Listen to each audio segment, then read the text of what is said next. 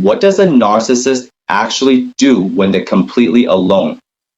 Emotionally, they're always balancing on a tightrope, trying to prop up a self-esteem that's far more fragile than it looks from the outside. When no one else is around to reflect their image back at them, they're constantly on the hunt for a new source of supply to keep that balance from tipping over. In this video, I'm covering 7 things narcissists tend to do in their alone time. And stick around to the end, because I'll also tell you the one thing they are almost never doing. If this content is useful to you, take a second to like, comment, subscribe, and hit the notification bell.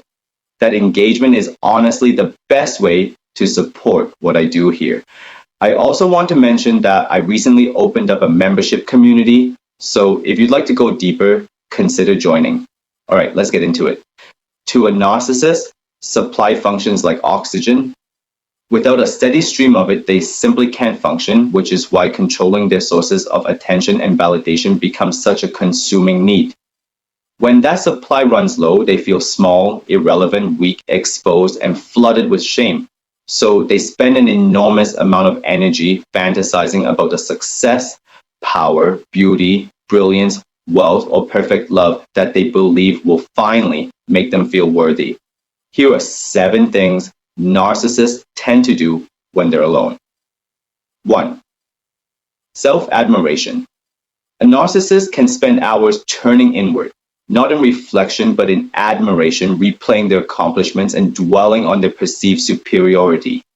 Left alone, they'll often slip into grandiose daydreams about the achievement, person, or possession that will finally make them feel happy and worthy of everyone's admiration. And usually, this self-admiration doesn't stay internal for long.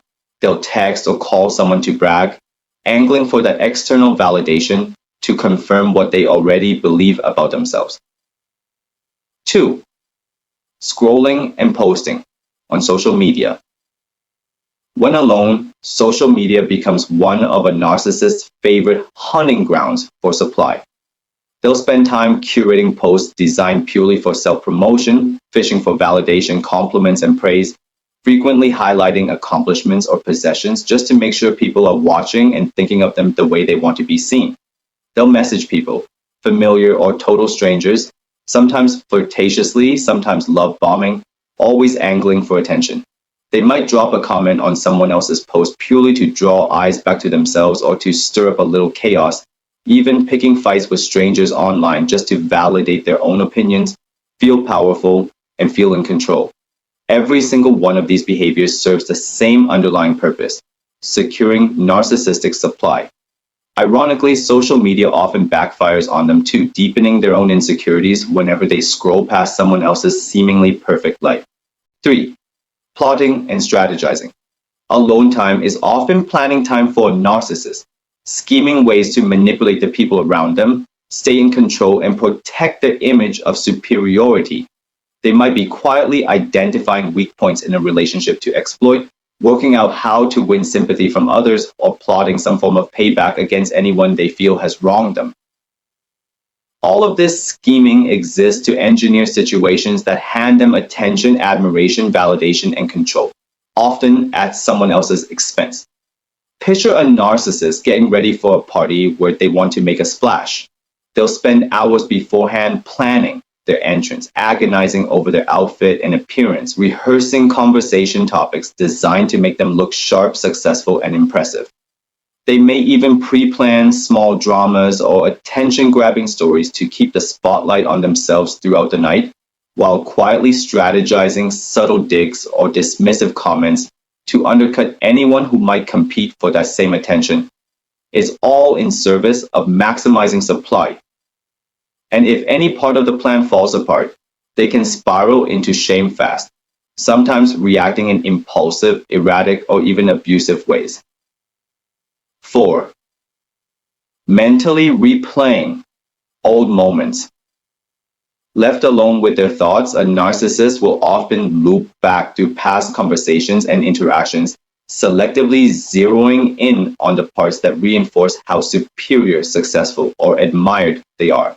They'll savor memories of compliments received or moments where they clearly held the upper hand or the spotlight, using the replay to keep their inflated self-image intact. Sometimes they'll also fixate on a perceived slight or criticism. But even then, they tend to reframe the memory to minimize any fault of their own, shifting blame elsewhere or dismissing the criticism entirely. 5. Triangulating through text. When alone, a narcissist is frequently glued to their phone, quietly stirring up conflict, competition, or chaos from a distance, all in service of feeling more in control of the people around them. Underneath this behavior is a deep fear of appearing inadequate or flawed, which drives them to pit the people in their life against one another as a way of propping up their self-image while keeping everyone hooked into their orbit. Triangulation usually involves pulling a third person into the dynamic, comparing, contrasting, or pitting one person against another, which isolates their targets and plants seeds of doubt, jealousy, and insecurity, making everyone involved easier to manipulate. 6. Reckless or impulsive behavior. Sitting alone with their thoughts often stirs up a wave of shame for a narcissist, and to escape that discomfort, they frequently turn to behaviors that offer instant relief, substance use, impulsive spending, or reckless sexual activity. These serve as quick distractions, letting them numb out and avoid sitting with the emotional discomfort underneath. 7. Hoovering old sources of supply. When a fresh source of supply isn't available, or it's simply easier not to look for one, a narcissist will circle back to old supply, typically exes who haven't fully closed the door on them. That ex might feel special, flattered that this person is still reaching out after all this time. But really, they've just become a convenience store, a backup option to top off the tank whenever it runs low. The narcissist might be in a whole new relationship, yet reach out to flirt when they're bored, call to vent about their current partner, or claim they still can't get over you.